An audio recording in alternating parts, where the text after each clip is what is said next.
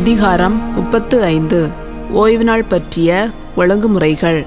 மோசே இஸ்ரேல் மக்கள் கூட்டமைப்பு முழுவதையும் ஒன்று திரட்டி அவர்களை நோக்கி, நீங்கள் கடைபிடிக்கும்படி ஆண்டவர் கட்டளையாக தந்துள்ள வார்த்தைகள் இவையே. 6 நாட்கள் நீங்கள் வேலை செய்யலாம்.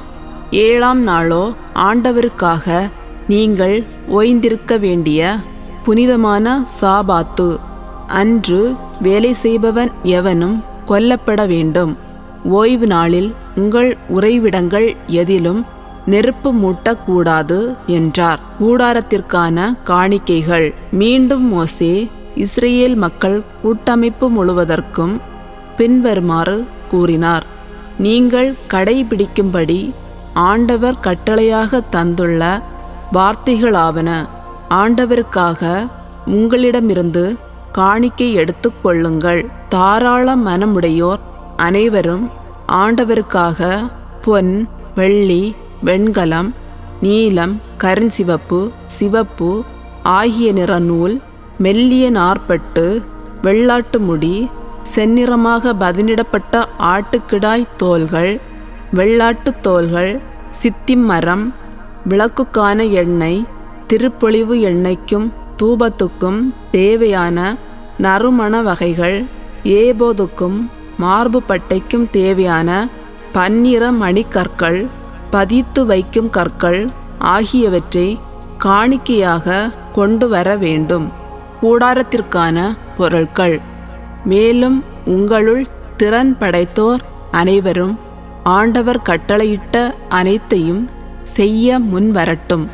அவை திரு உறைவிடம், அதன் கூடாரம், மேல் விரிப்பு, கொக்கிகள், சட்டங்கள், குறுக்கு சட்டங்கள், தூண்கள், பாத பொருத்துகள், பேழை, அதன் தண்டுகள், இரக்கத்தின் இருக்கை, அதை மறைக்கும் தொங்கு திரை, மேசை, அதன் தண்டுகள், அனைத்து துணைக்கலன்கள், திருமுன்னிலை அப்பம், ஒளிவிளக்கு தண்டு, அதன் துணைக்கலன்கள், அகல்கள், விளக்குக்கான எண்ணெய், தூபபீடம், அதன் தண்டுகள், திருப்பொழிவு எண்ணெய், நறுமண தூபம், கூடார வாயிலிலுள்ள தொங்கு திரை, எரிபலி பீடம், அதன் வெண்கல வலைப்பின்னல், தண்டுகள், துணைக்கலன்கள், தண்ணீர் தொட்டி, அதன் ஆதாரம், முற்றத்தின் திரைகள், அங்குள்ள தூண்கள், பாத பொருத்துகள், முற்றத்தின் வாயிலுக்கான தொங்கு திரை, திரு உறைவிடத்திற்கான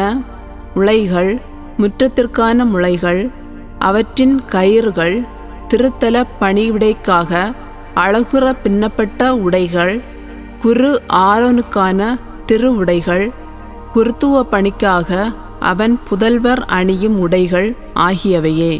மக்கள் காணிக்கை கொணர்தல். பின்னர் இஸ்ரேல் மக்கள் கூட்டமைப்பு முழுவதும் மோசே முன்னிருந்து அகன்றது. உள்ளார்வம் உடையோர், உள்ளுணர்வால் உந்தப்பட்டோர் அனைவரும் முன்வந்து சந்திப்பு கூடார வேலைக்காகவும் அதிலுள்ள அனைத்து திருப்பணிகளுக்காகவும் திருவுடைகளுக்காகவும் ஆண்டவருக்கு காணிக்கை கொடுத்தனர். ஆண்களும் பெண்களுமாக தாராள மனமுடையோர் அனைவரும் காப்புகள், காதணிகள், மோதிரங்கள், கழுத்தணிகள் ஆகிய பொன் கலன்கள் அனைத்தையும் கொண்டு வந்தனர். யாவரும் அப்பொன்னை ஆரத்தி பலியாக ஆண்டவருக்கு உயர்த்தினர்.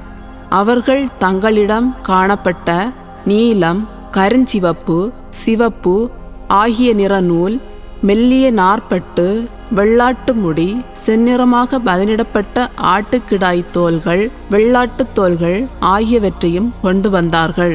வெள்ளியையும் வெண்கலத்தையும் காணிக்கையாக கொண்டு வர முடிந்தவர் அனைவரும் அவற்றை ஆண்டவருக்கு காணிக்கையாக கொண்டு வந்தனர்.